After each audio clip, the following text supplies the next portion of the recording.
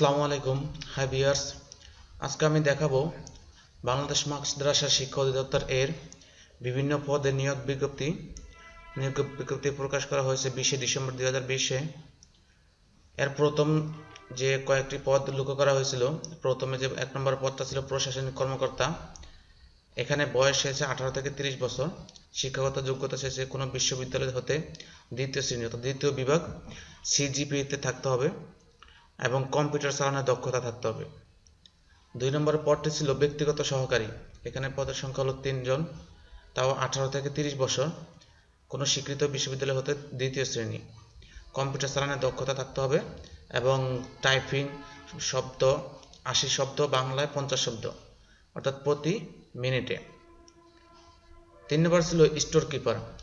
পদের সংখ্যা 1 জন, তাও বয়স 18 থেকে 30 বছর, কোনো স্বীকৃত বিশ্ববিদ্যালয় হতে দ্বিতীয় শ্রেণী পাস অর্থাৎ দ্বিতীয় বিভাগ থাকতে হবে, কম্পিউটার চালানোর দক্ষতা থাকতে হবে। তারপরটা হলো ডাটা এন্ট্রি কন্ট্রোলার অপারেটর। সেখানে 2 জন, গ্রেড হলো 16, 18 থেকে 30 বছর। সেখানেও কোনো স্বীকৃত বোর্ড হতে উচ্চ মাধ্যমিক সার্টিফিকেট অর্থাৎ এসএসসি পাস হতে হবে, কম্পিউটার চালানোর অভিজ্ঞতা হতে হবে, প্রতি মিনিটে 20 শব্দ বাংলায় এবং ইংরেজি 20 শব্দের গতি স্পিড থাকতে হবে। 5 নম্বর ছিল ক্যাশিয়ারের পদের সংখ্যা 1 জন, তাও কোনো বিশ্ববিদ্যালয়ের দ্বিতীয় বিভাগ সমমান জিপিএ থাকতে হবে, এসএসসি পাস, তাও কম্পিউটার চালানোর অভিজ্ঞতা থাকতে হবে। 6 নম্বর ছিল অফিস সহকারী কাম কম্পিউটার অপারেটর। পদের সংখ্যা 1 জন,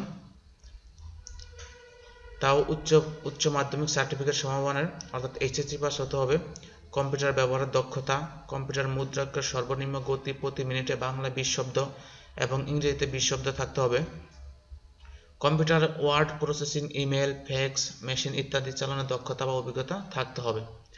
হিসাব সহকারী 1 জন, কোনো বিশ্ববিদ্যালয় বোর্ড হতে ব্যবসায়ী শিক্ষা বিভাগের শুধু ব্যবসায়ী শিক্ষা বিভাগের যেসব ছাত্রছাত্রী আছে তারাই শুধু আবেদন করতে পারবে এবং জিপিএতে উচ্চ মাধ্যমিক সার্টিফিকেটের সমমানের পরীক্ষা উত্তীর্ণ হতে হবে। দ্বিতীয় বিভাগ উত্তীর্ণ থাকতে হবে, কম্পিউটার চালানোর অভিজ্ঞতা থাকতে হবে। গ্রেডিং পদ্ধতি নিচে যে শখ অনুযায়ী দেওয়া হয়েছে, আপনার প্রথম বিভাগ দ্বিতীয় বিভাগ কত পয়েন্ট পেলে দ্বিতীয় বিভাগ প্রথম বিভাগ হবে সেই গ্রেডিং পদ্ধতি দেওয়া আছে।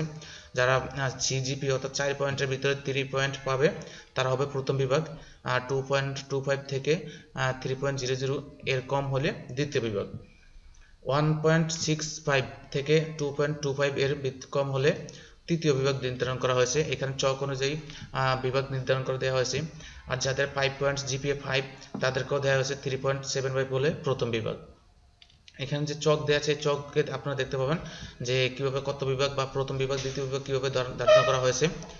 তারপরে এখানে বয়স সীমা চেয়েছে যে 1/12/2020 তারিখে প্রার্থীদের বয়স সীমা যে হতে হবে, যে বিস্তারিত এখানে দেওয়া আছে, 30 বছর, সর্বোচ্চ 30 বছর হতে হবে। তারপরে আপনার আবেদন শুরু 27/12/2012 অর্থাৎ 2020 অর্থাৎ ডিসেম্বরের 27 তারিখ থেকে শুরু এবং শেষ হবে জানুয়ারি 17 তারিখ। এর ভিতরে আপনারা আবেদন করতে পারবেন। আবেদন করার জন্য অনলাইনে আবেদন করতে পারবেন। অনলাইনে আবেদন করার জন্য আপনার যে উপরে যে অ্যাড্রেসটা দেওয়া হয়েছে dme.teletalk.com/bd এই ওয়েবসাইটে গেলে আপনারা আবেদন করতে পারবেন।